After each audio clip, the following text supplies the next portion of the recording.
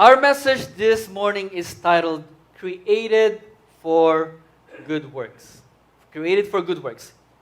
And our message this morning is from Ephesians chapter 2, verse 8 to 10, that our beloved sister Jen read for us this morning. So during our message this morning, I will be focusing on these four main points. 1, dead before Christ. 2, salvation through faith. And please let me know if I'm going too fast. 3, created for good works. And the last thing is living it out. Live it out or practice it. All right? So who's ready? All right. Let's fasten our spiritual seatbelts and bring out our smartphones. Thanks to Jonathan and Casey, or if you're still old school, writing materials for your notes. And let's start with our first point this morning. Our first point this morning is dead before Christ. Dead before Christ. This book of Ephesians that the apostle wrote is one of the 4 epistles that he wrote in prison, where he started to remind the church in Ephesus who they are in Christ. Church, do we know who we are in Christ? Church, let's get reminded of the same reminders that the apostle Paul gave to the church in Ephesus about who they are in Christ. In Ephesians chapter 1, and we will be starting on verse 3. As I read, please feel free to follow along from the red Bibles in front of you or from your smartphones. And I will be using our Bible here.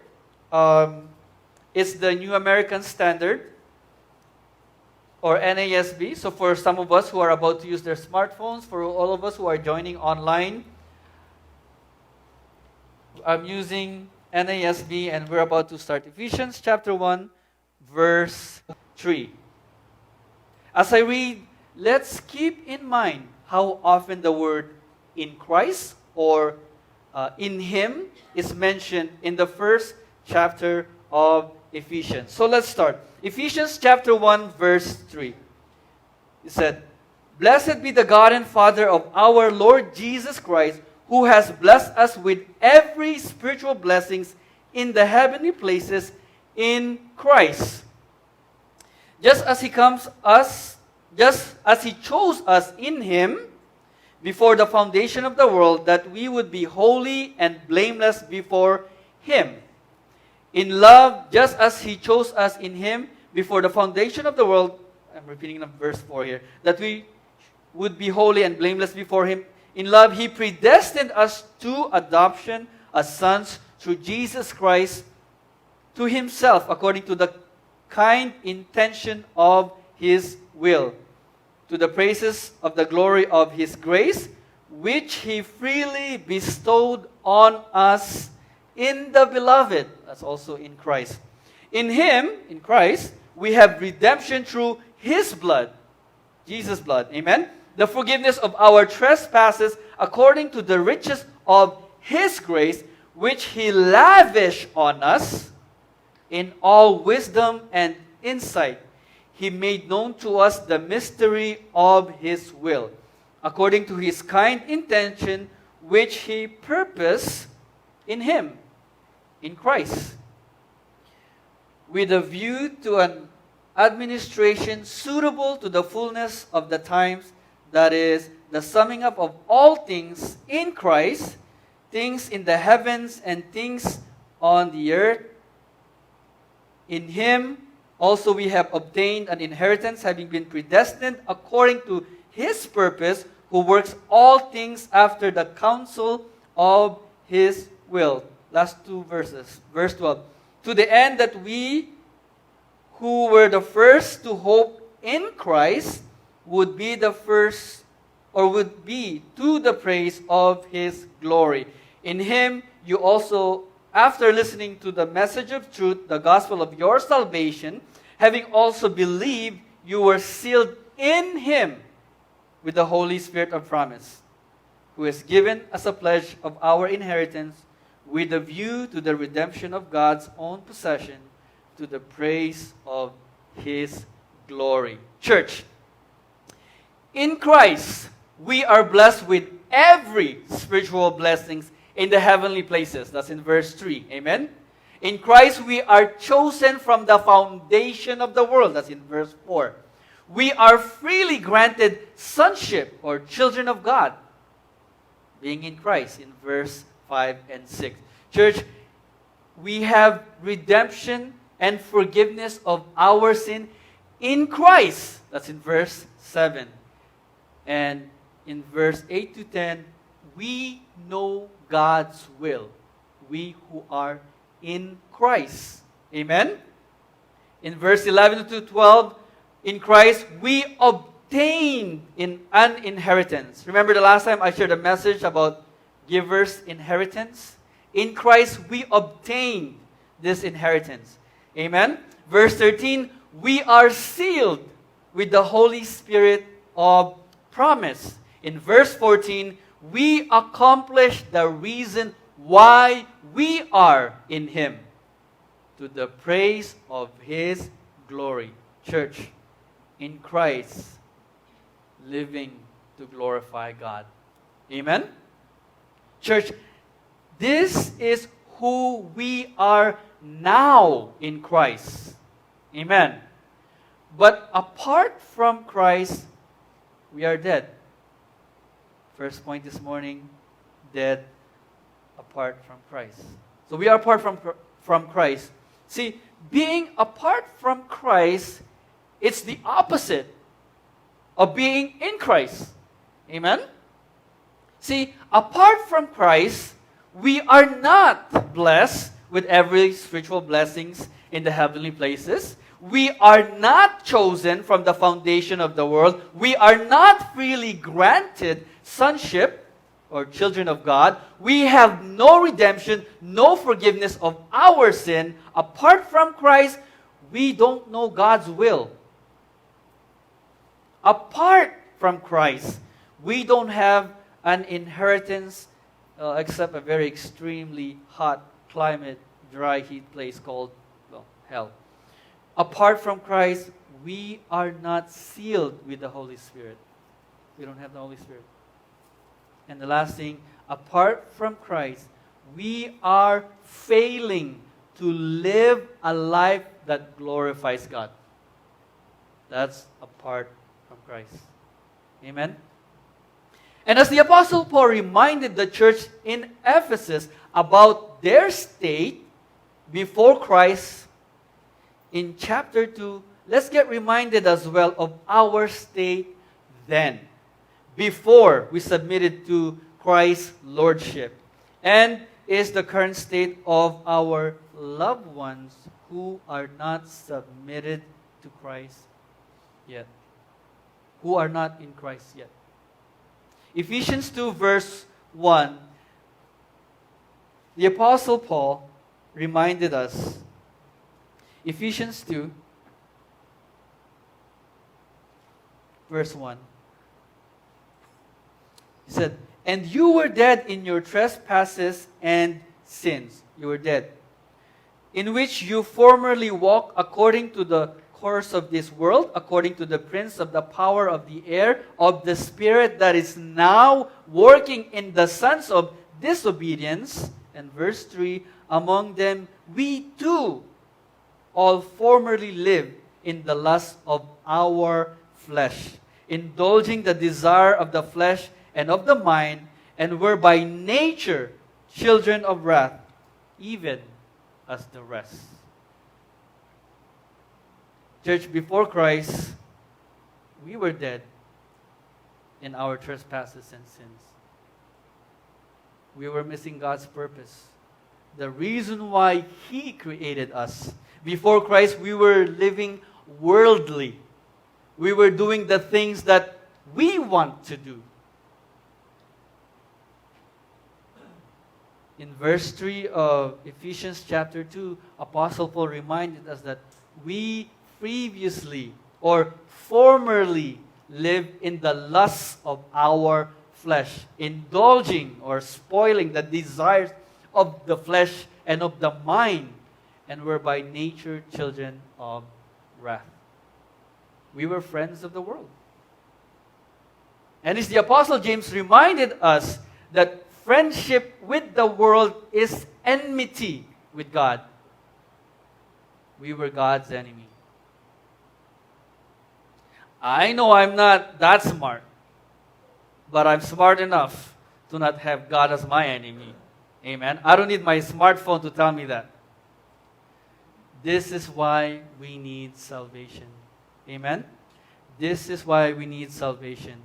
Which leads me to our next point this morning. Point number 2, salvation through faith.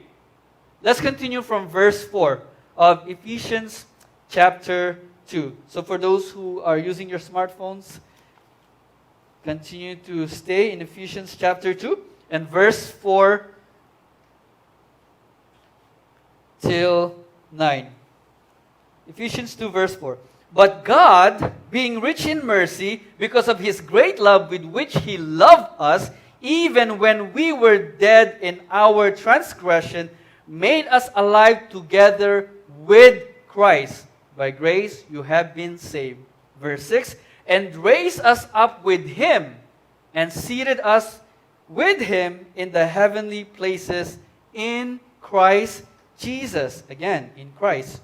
So that in the ages to come, He might show the surpassing riches of His grace in kindness toward us in Christ Jesus. And our key scripture this morning, for by grace you have been saved through faith, and not of yourself. It is the gift of God, not a result of works, so that no one may boast. I'm sure that this scripture is a life verse to some. Amen? For by grace you have been saved through faith, and that not of yourself. It is the gift of God, not a result of work, so that no one may boast. Actually, it should be a life verse to all of us. Amen? It's a great reminder that we are saved through faith. Saved through faith. Faith is the key to our salvation. Amen? If I ask, what is faith? How many of us Bible scholars would immediately quote Hebrews 11:1, where it said, now faith is the substance of things hoped for, the evidence of things not seen. Some might be wondering, so what does that mean? See, church, faith is simply trust or belief. And we can confirm this when we look at the synonyms of the word faith, thanks to Microsoft Word. And we all have some kind of faith. We all have some kind of belief. We all have some kind of trust about someone or something. For example, the pews that you are all sitting on, you have faith that it will hold you, not questioning whether how old it is, or even wonder if it's termite infested. At least you didn't wonder about it until now, right? But they're not. They're not. See, for us who drove here and was stopped at a red light, why did we wait? Instead of turning around or making some kind of turn somewhere and find a different way, well, we waited because we trusted. We believed that it will eventually turn green again. And we can continue on our way here. Amen? Maybe some are still waiting on that red light. And that's why they're not here. See, for us Christians, faith is simply trusting God. Faith is trusting God. Faith is believing what the Bible said about God. Amen? So when we Christians say, have faith in God, we are simply saying, trust God. Believe God. Amen? When I say I walk by faith and not by sight, because that's what God's Word said, I'm simply saying that I walk by believing in God. That He directs my step. That I don't have to worry about what I see. Because I walk by faith and not by sight. No matter how dire it seems, I trust God. That He will guide me. Amen? That's what it means to walk by faith. So when it said in Ephesians 2 verse 8 that by grace I've been saved through faith, that when it said that my salvation is through faith, it's simply saying that my salvation is through my trust in God. My salvation is through my belief in God about what He said in the Bible. And He said, for by grace you have been saved through faith, and that not of yourself, it is the gift of God, not a result of works, so that no one may boast. Church, that's why for us as Christians who follow Christ and love to share Him, instead of asking the person we like to share the gospel with whether they are saved or not, maybe we should be asking, do you trust God? Do you believe the Bible? I know personally that there are individuals who say they trust God, but only in some areas of their life. I'm sure we all know someone. Amen? Like salvation, we trust God. Because, there's nothing we can do. Amen? But finances, well, I need to work a minimum of 2 jobs and some side businesses, whether or whenever possible. I know some who say, I believe the Bible, but not all of it. I believe most of it, just not all, like the flood and creation. I can relate to these people because I once was there. And the answer is, I just needed more faith. I needed more faith to be able to trust Him more in every aspect of my life. From my salvation, finances, health, all aspects of my life. Amen? I needed more faith to believe His Word completely. We all do. Amen? Church, do we all know how we can have more faith? Do we know how we can increase our faith? See, in Romans 10:17, the Bible said, so then faith comes by hearing, and hearing the Word of God. In some translation it says, for faith comes by hearing, and hearing the Word of Christ. Amen? Notice how faith comes by hearing and hearing. See, faith just don't come just by you heard this message today and that's it. You're set. You know what salvation is. You know what good works God created you for. Church, faith comes by hearing and hearing. And guess what? And hearing some more. The more you want to increase your faith, the more hearing of God's Word, of Christ's Word, we need. Amen? Why? Because faith comes by hearing. Let me say that again, church. We need to keep hearing God's Word for faith to come. Amen? And since salvation is through faith, we need to keep sharing God's Word also. Amen? Those who don't have faith in God, they also need to hear God's Word so that faith comes to them as well. Amen?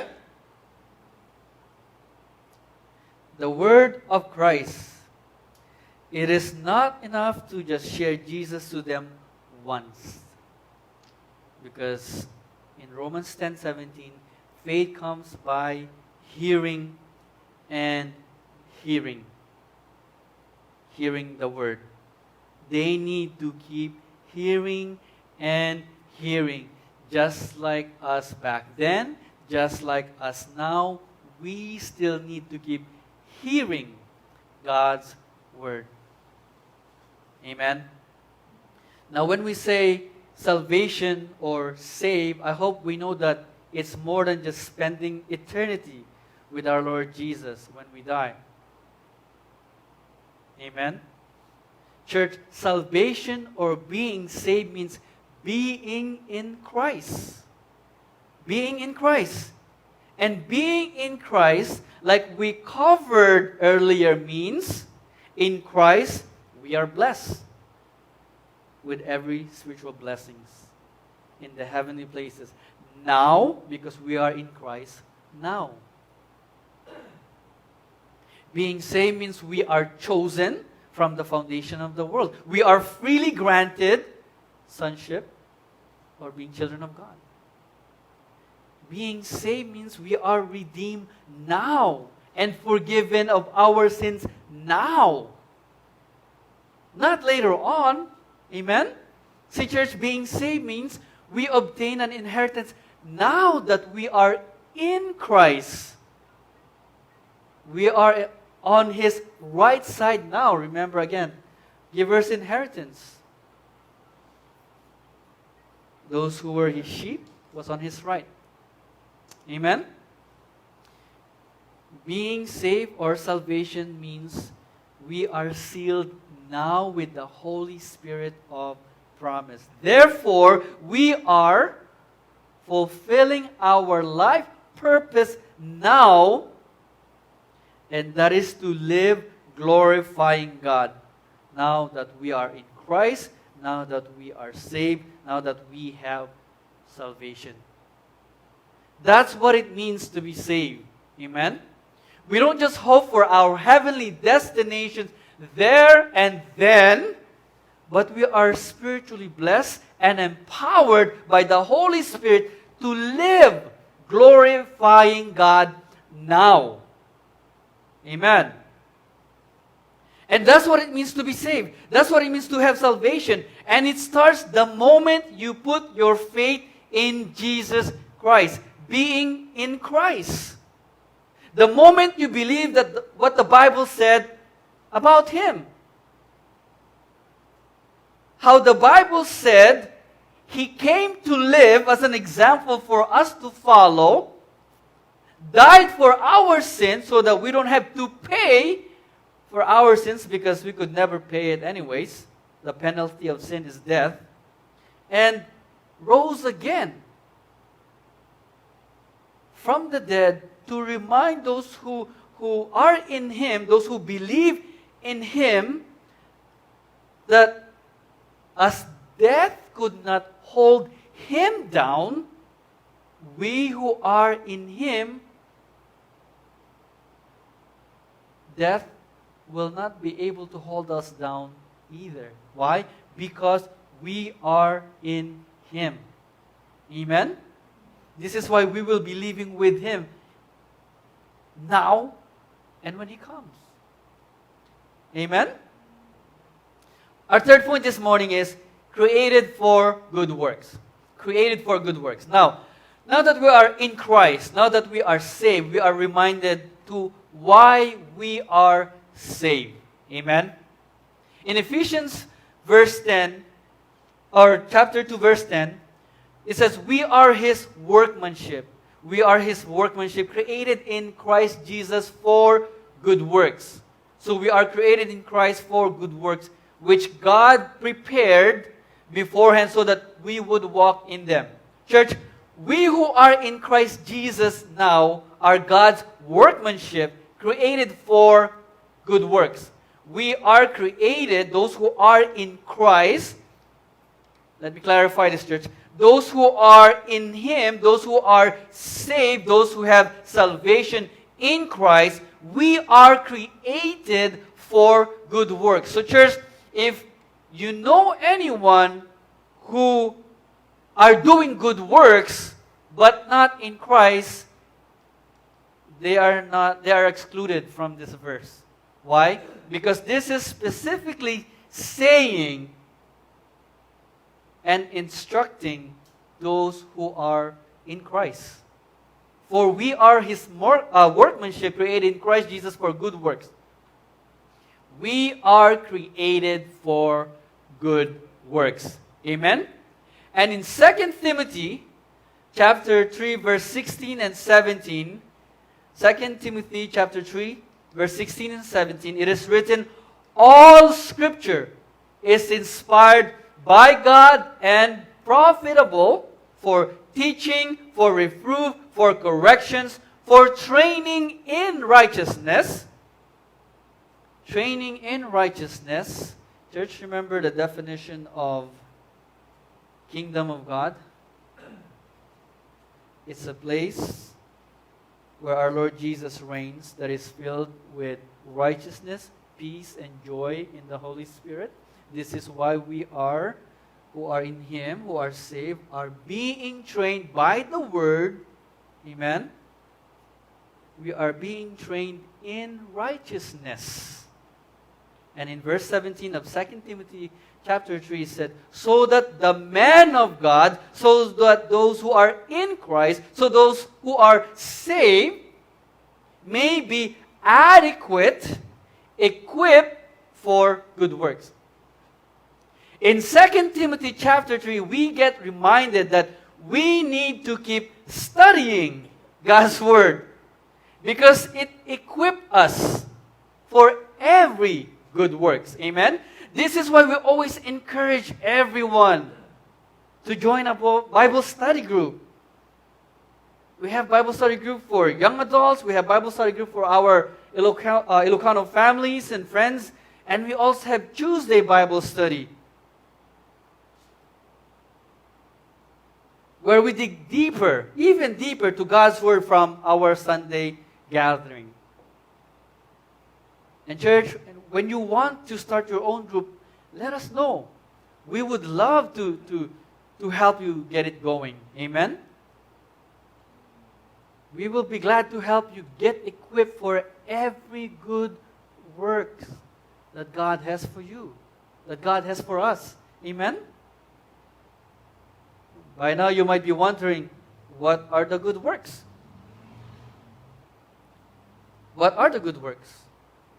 Please allow me to share some verses about good works that will help us get a better understanding of the good works according to the Bible. Amen? First one is from the Apostle Paul's letter to Titus. To our Ilocano families, it's Tito.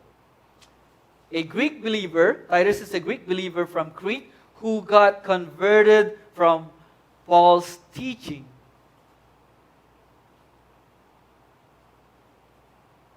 And this is Paul's instruction to him that he gave. And this is found in Titus 2, verse 7 and 8. Apostle Paul instructed Titus that in all things, starting from verse 7, in all things showing yourself to be a pattern of good works. In doctrine, showing integrity, reverence, incorruptibility, sound speech that cannot be condemned, that one who is an opponent may be ashamed, having nothing evil to say of you. See, Titus was encouraged to be a pattern of good works, an example of good works, an example of what it means to be in Christ. How in doctrine, showing integrity, reverence, incorruptibility, sound speech that cannot be condemned, that even his enemy won't have anything negative to say about his faith. We all could use that reminder. Amen. Actually, if you have time, please read the whole chapter 2 of Titus. And you will discover more instructions about good works. For older men, for older women, young men, young women, husband, wife, we all can benefit from reading chapter 2 of Titus.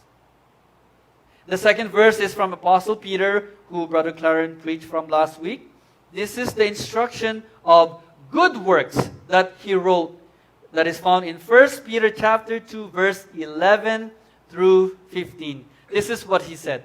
Beloved, I beg you as a sojourners and pilgrims, abstain from fleshly lusts, which war against the soul, having your conduct honorable among the Gentiles, among the non-believers, that when they speak against you as evildoers, they may, by your good works, which they observe,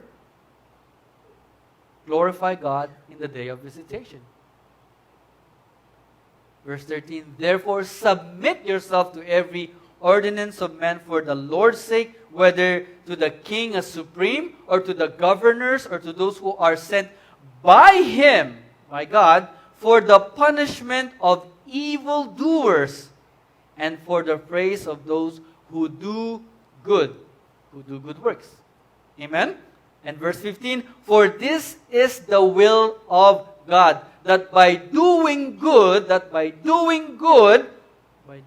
works, you may put to silence the ignorance of foolish men. We got reminded by the Apostle Peter that it is not about what the flesh, the worldly desire, because it becomes a distraction to us doing the good works in Christ. And the worldly living become a stumbling block for those who are not in Christ. Amen? I mean, why should the unbeliever choose to be in Christ when the so-called believers are living like them? I'm about to step on some toes here. Prioritizing football over church. When the so-called believers are choosing to share gossip rather than the gospel. When we spend more time drinking, yes, I do watch and I do check out those Facebook posts, rather than Bible studying. When we are fearful about every little thing rather than believing that God is working all things together for our good. Our good who are in Christ. Okay, I'll stop. You get the reminders, amen? See, church, we cannot live a worldly living when we are in Christ, because it becomes a stumbling block to those who are not yet in Christ. Amen? We got to live as an example. The last verse about good works that I'd like to share this morning is taught by our Lord Jesus, that is found in Matthew chapter 5. Specifically verse 16. When he said, let your light shine before men in such a way that they may see your good works. Let your light shine before men in such a way that they may see your good works, and glorifying your Father who is in heaven. As Jesus was the light of the world, he was giving hope to the hopeless. He showed the way to God because he is the way. He told us the truth. Amen? And before he said that you are the light, he mentioned that I am the light of the world before that verse.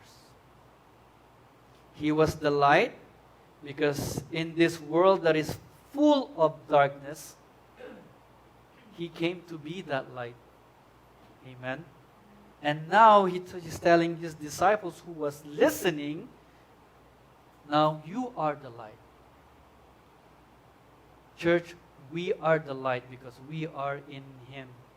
Amen? And we got to do the same thing that he did.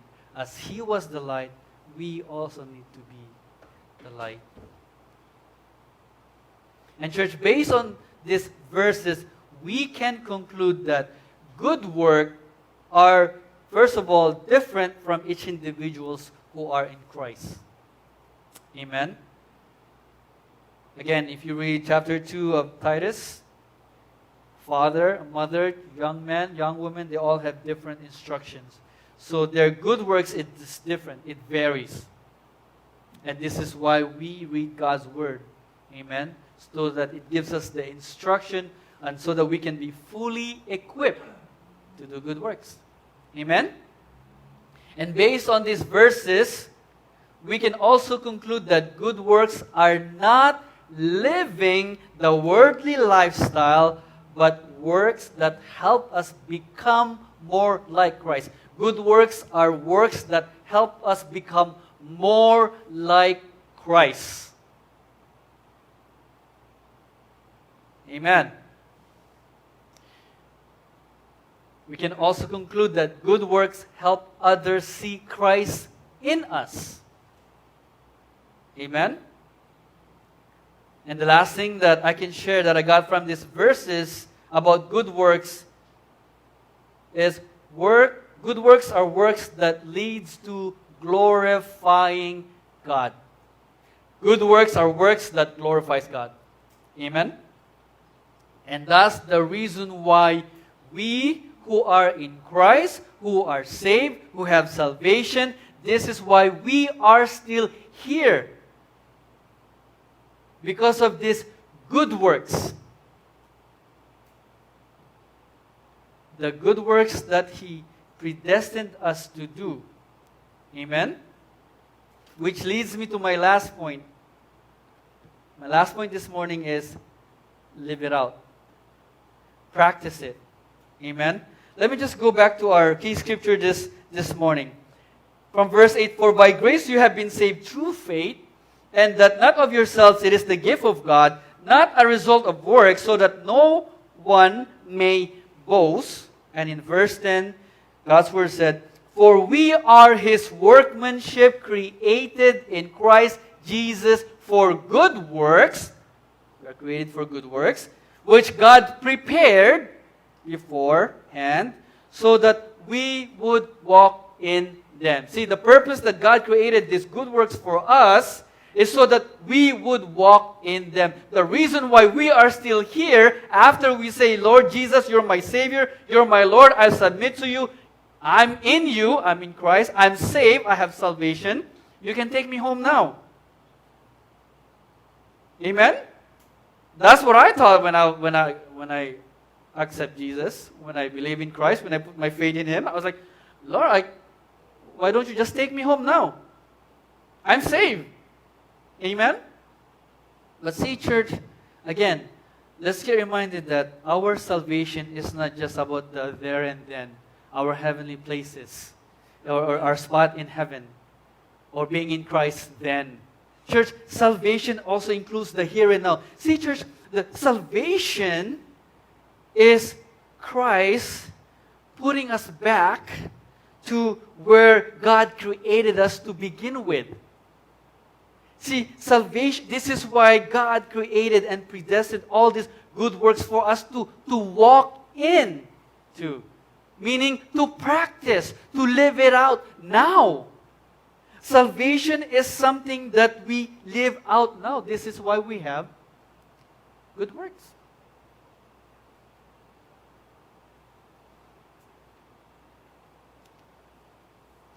Practicing these instructions that we find in God's Word.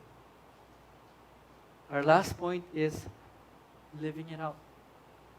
How do we live out these instructions that He gave us? Church, when we take the time to study this,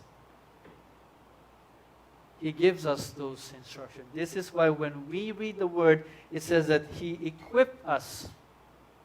He equipped us. God equipped us to do the good works. So church, we need to live it out because that's what being saved is. That's what being in Christ is. Church, we are created in Christ Jesus to do good works because this good works leads to His glorification, God being glorified. And in If you haven't come across some of these verses yet, church, we are created for His glory.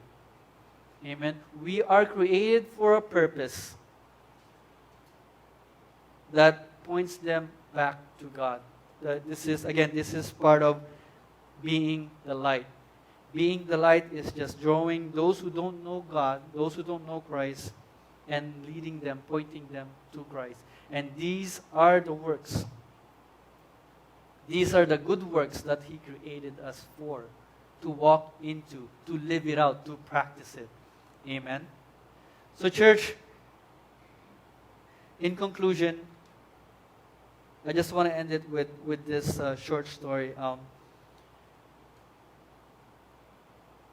2 weeks ago, my aunt told me that someone at work, I was being rude to. That this person got so offended by how I acted that this person mentioned that that person will never go to the store again. And along with other things that he mentioned. And what's sad enough was that it wasn't only my boss, my aunt, that heard it. That person also told one of my coworkers, and my coworker told me the same thing. What's sad was my coworker was trying to defend me because they know me. And church, I hope that you all know me enough that I wouldn't do or I wouldn't say anything that is intentionally offending anyone. And I admit I'm not too good in presenting how I act sometimes, that I do end up offending someone. And if that's one of you, I'm sorry. That's not my intent.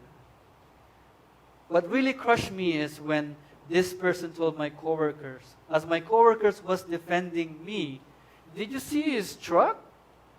It's all about Jesus.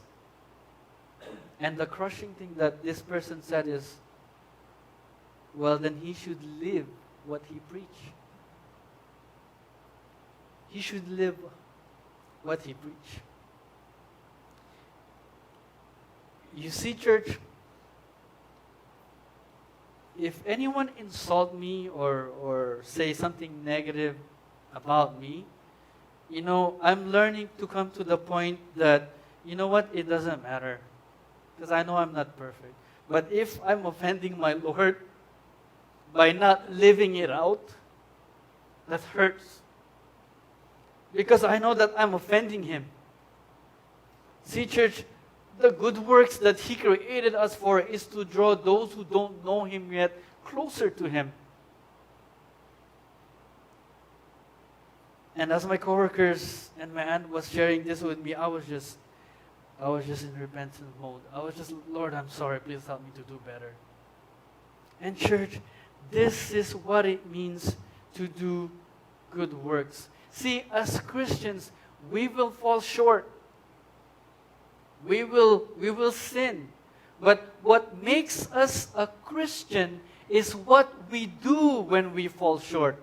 What makes us a follower of Christ is that when we fall out of Him, we go back in Him. What makes us a Christian is what we do when we fall. And church, I know that there are some out there who have fallen but don't know how to go back in. Jesus said, repent. This is one of the things that we always share our daughter, the importance of repentance. Even from the Old Testament, that's why when we read the Old Testament, it seems like it's a broken record, does it not? When Israel sinned, and then they repent, and then God forgive them, and they go back to normal, and a few decades later, they sin, they fall short, and then guess what? They repent. And guess what? God forgives them again.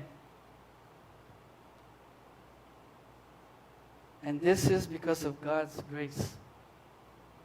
Amen. So church, as we continue to do the good works, again, all of us are created for good works, and whatever good works God placed in your heart to do, it might not be the same as what He placed in my heart, what I read from God's Word. But if you know that that is what He wants you to do, just do it. Amen. Even when you fall, even when you fall short, you know what? Just get back up. Because we are in Him. You know, I love it when Pastor always mentioned that we as Christians, we are not perfect. You know, we sin less. We sin less.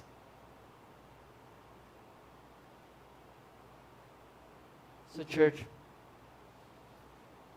again, if there's any of us here who has fallen, or you feel like you're falling, you feel like you're failing, you feel like, I don't know if I'm doing God's work.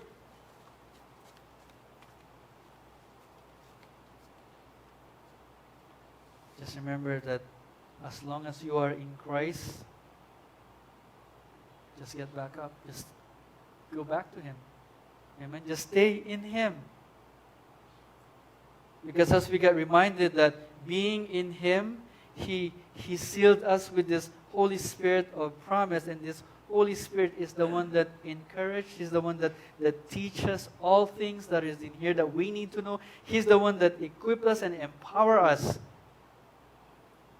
Because it's not us doing these works, it's God. It's God doing these good works through us who are in Him. Amen? Whew, thank you, Lord Jesus. Church, that's our message this morning, created for good works. We hope and pray that we got encouraged to keep doing the good works that God called us to do. Amen. And church, if you are in Christ and you are still living and breathing and you are still here and you are still able to hear God's word, if you are still able to do something, church, God still have a good works for you. It's just a matter of you doing it. And if you don't know what it is, if you need faith to do them, like we heard today, faith comes by hearing and hearing.